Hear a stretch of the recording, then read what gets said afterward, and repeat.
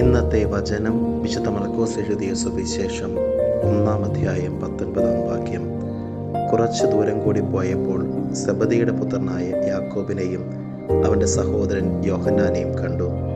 അവർ വഞ്ചിയിലിരുന്ന് വലയുടെ കേടുപോക്കുകയായിരുന്നു.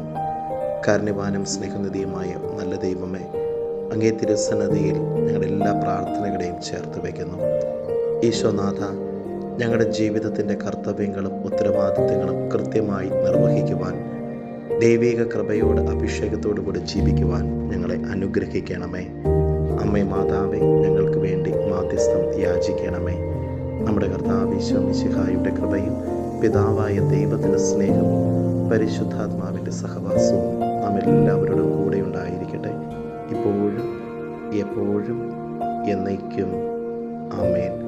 ഇന്നത്തെ നിയോഗം: ജീവിതഭാരത്താൽ വിഷമിക്കുന്നവരെ ആശ്വസിപ്പിക്കണമേ എന്ന് പ്രത്യേകം പ്രാർത്ഥിക്കാം.